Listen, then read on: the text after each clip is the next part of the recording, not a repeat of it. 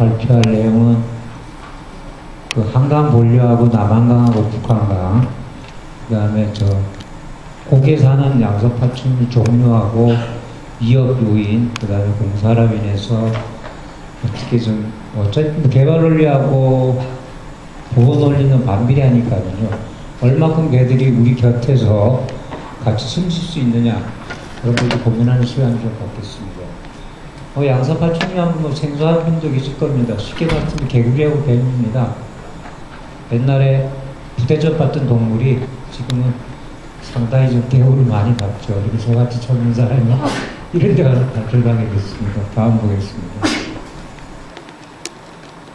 조사 지역은 제가 바품을 좀 많이 팔았습니다. 임진강 하구하고 그 다음에 신곡수 중부에서 북한강 팔당호, 그 다음에 팔당댐에서 종리천, 남항대교에서 충주권역으로 이렇게 잡았고요. 그림입니다. 그 현황 사진들인데, 독자들은 임진강 하구의 습지가 상당히 좋다고들 합니다. 근데 생태계 다양성에서는 엄청 떨어집니다. 단순 갈대밭이라든가 이런 것만 있지만은 습지로서의 기능을 상당히 많이 갖고 있지만은 양서파충류 입장에서는 조금 섭섭합니다. 살 수 있는 서식 공간이 다양성이 좀 떨어지기 때문에요. 그 다음에 강서습지하고 팔당댐인데, 이상하게 요즘 들어서 한강변에 맹꽁이가 엄청나게 많이 출현을 합니다. 그만큼 이제 한강이 조금씩 살아간다 라고 생각하시면 될 것 같습니다. 그리고 고덕동이고요. 제가 설명 안 드려도 알 겁니다. 생태계 보전 지역이고요. 요거는 이제 암사동. 근데 이상하게 한강면을 봤을 때 한강이 저쪽에 하리고 산이면은 좌측에 이렇게 수려한 경관들이 많이 나타납니다. 우측은 거의 그냥 콘크리트에다가 어소블럭 만들어 놓고 뚝섬이나 이런 데 가면은 보수부지가 거의 다 콘크리트로 되어 있는데, 이쪽 좌측은 거기 생물 공간이, 그러니까는 종적으로 이렇게 계속 유지가 됩니다. 제가 보이는 전공이 아니지만은 너구리라든가 고라니, 사기 거의 나타나는 곳에 다 나타납니다. 이쪽에서는. 저게 밤섬인데요. 제가 한번 조사를 갔다가 이상한 돌무더기가 있어서 사고로 파봤습니다. 그랬더니 밤섬 주민 옛 생활터라는 비석이 있습니다. 근데 저것이 이제 모래가 계속 누적되니까는 이게 파묻혀 버렸어요. 세월 지나가면 저게 또 없어질 겁니다. 그래서 거기 계시는 노인 어르신한테 물어봤더니까는 밤섬에서 옛날에 마포하고 영등포를 걸어 다니셨다고 그런 말씀들을 하시더라고요. 여기는 여의도 색강 생태공원이고요. 그리고 북한강이고, 이건 우리 김기분 교수님하고 옛날에 한참 그냥 젊었을 때 다녔던 그 장소입니다. 자, 요거는 이제 남한강이고요. 2호 대교하고 2포 대교. 지금 여기는 이제 보공사가 지금 좀 많이 진행이 되고 있습니다. 좀 4대강이 좋은 면도 있고 나쁜 면도 있지만, 초기 단계에서 조금 슬픈 모습들입니다. 공사를 하니까는요. 다 이렇게 뒤집는 상태인데, 생물은 기다림의 미학입니다. 기다림은 언젠가 그 땅에 다시 절대 식물이 나타나고, 거기에 곤충이 나오고, 그 곤충을 먹는 개구리가 나타나고, 개구리가 먹는 뱀이 나타나고, 연차적인 먹이사슬이 일어나는데, 제가 보기에는 우리나라 사람은 좀 너무 급하게 단숨에 뭐를 막 주머니 채우려고 하다 보니까는 얹혀버리다 보니까는 중간에서 좌천되는 사람도 많고 많이 그런 것 같습니다. 요건 2호 대교고, 여기 여주대교입니다. 위에가. 자, 요거는 이제 강천보라고, 요 사이에 요즘에 에스컴에 한창 문제시 되는 건 단양숙부쟁이라고 나와가지고 좀 아픈 가슴들이 좀 있을 겁니다.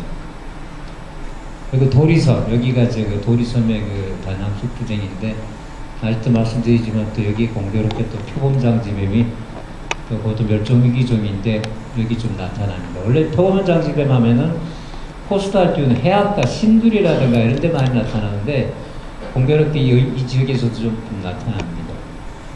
그 다음에 남한강 대교인데, 여기 하천 사진인데, 저는 선생님도 이거 참 좋아하시지만은 하천 제방이 있으면 제방 바로 밑에 여기 저습지가 천변습지가 다 이렇게 뭐 투펀드 시스템이나 포펀드 시스템 되어 있는데 요런데 이제 나와서 알을 낳고 여기서 그냥 아기자기하게 살아가는 모습들을 많이 볼 수 있습니다. 근데 이것이 안타깝게 많이 없어지면 사리타가 그만큼 많이 줄어든다는 경우가 생기게 됩니다.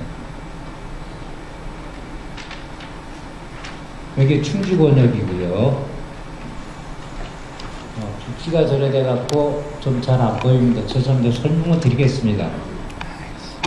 양서 파충류가 물을 좋아하죠. 근데 물고기만큼은 좋아하지는 않습니다. 근데 하천 내에 사는 양서류는 없습니다.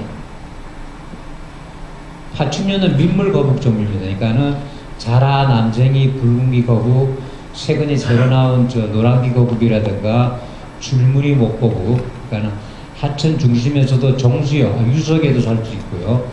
개구리 종류는 하천 수변에 삽니다. 그러니까 정수역, 물이 흐르지 않는, 그러니까 저 수초대가 있고 갈대밭이 있고 그런 좀 얌전한 물에서 서식을 하고요. 그래서 우리나라 종류를 봤을 때는 34종 정도 되는데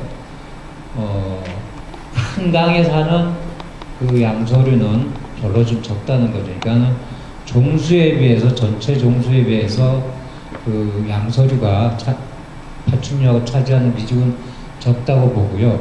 주로 사는 데는 제방을 중심으로 바로 제방 밑으로 하천 수변부라든가 아니면은 재내지 바로 뒤편에 농경지 그런 논이라든가 밭, 저습지 이런 데 주로 살기 때문에 저희들이 발품을 팔고 조사할 때는 주로 이제 반경항 6km를 좀 횡축으로 계산을 해서 조사를 하게 됩니다.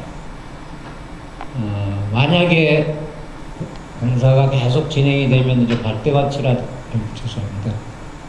발대밭이라든가 수생식물도 서식처, 저지대 습지들이 많이 좀 줄어드니까는 어차피 생물 다양성은 조금 떨어지리라 보는데 그것을 우리가 어떻게 극복하느냐. 대체 서식처를 만들고 비오톱을 조성하고 그것도 징검다리식으로 그러면은 개들이 산란하고 서식할 수 있는 기회성을 더 배가시키면은 그것이 우리가 할 수 있는 최선의 방법이 아닐까 그렇게 생각이 됩니다. 쭉 나오는 리스트입니다. 요건 저 나중에 설명을 또 드리겠고요. 그 다음에 4대 권역이라 제가 정해놓은 것이 있을 건데요. 27종의 양서류가 확인됐으면은 양서류가 많이 나온 겁니다. 우수 산림 생태계에서 26종 내지 28종이 나오거든요. 근데 이거는 저희들이 4대 권역에는 거리도 길고 조사 면적도 넓고요. 주로 이제 하천 중심보다는 하천을 중심으로 좌노안을 대상으로 조사를 한 결과라고 봅니다. 여기서 나온 보호종은 구렁이, 맹꽁이, 남쟁이, 표범장지뱀, 희소종으로 실뱀이 있고요. 임진강 하구는 20종. 잠깐만 보겠습니다. 난지 한강 생태공원에 또 공원 짓다 보니까 또 맹꽁이가 나타나갖고 공사하시는 분들이 아주 골머리를 좀 썩힌 적이 있었습니다. 그 다음에 밤섬에서는 남쟁이가 나오는데 그 모래사장이 민물거북한테는 절대적으로 필요합니다. 근데 준설을 하고 뒤에 모래사장을 좀 깎게 되면은 걔들 산란 장소가 없어집니다. 그래서 나중에 말씀드리겠지만은 최소한의 그런 장소는 존치를 하는 것이 좋지 않을까 그렇게 생각이 됩니다. 신공수중보에서 북한강까지는 종수가 나와 있고 제가 더 안 보이네요. 그 다음에 강서습지에도 맹꽁이가 나오고요. 고덕동에는 여기 이런 것이 제가 좀 상당히 좀 뭐랄까 매력을 느끼는 장소인데요. 모래톱이라 그러죠. 민물거북들이 이런 데 와서 일광욕을 하다가 나중에 모래가 밟아지니까 여기다 알을 낳고 그 지혈을 가지고 알 낳고 그냥 가버립니다. 부화를 시키는 경우인데 이런 것들이 주로 많이 좀 없어지게 되면은 산란 장소가 좀 많이 좀 줄어들게 되죠. 암사동도 마찬가지고 남쟁이가 나타났고요. 근데 제가 여지껏 뭐 그렇게 나이는 많지는 않지만 남생이는 꼭 2번째 집을 해왔습니다. 그렇게 불어이보다 더 귀합니다. 남생이가. 그리고 걔들은 또 죄송한다는데 각계 전투로 삽니다. 집단으로 붉은기처럼 나타나는 게 아니고 한두 개차가 이래 눈에 띄고 하니까는 사람 눈에 뵈는 것도 없습니다. 잘. 그러니까는 우리가 조금 모르는 분들은 붉은기 거북이나 외래종을 갖고 남생이다라고 말씀하시는 분들이 상당히 많습니다. 넘어가겠습니다. 노들섬입니다. 노들섬은 한강 중심에 있지만 인공섬입니다. 여기에 맹꽁이가 나오는데 왜 나타나느냐? 위에서 떠내려올 리는 없지만은 인공섬을 만들다 보니까 흙을 외부에서 갖고 왔습니다. 맹꽁이는 땅을 파고 살기 때문에 흙 속에 맹꽁이가 딸려 들어와가지고 정착을 한 겁니다. 흙 속에 딸려 갖고 와가지고.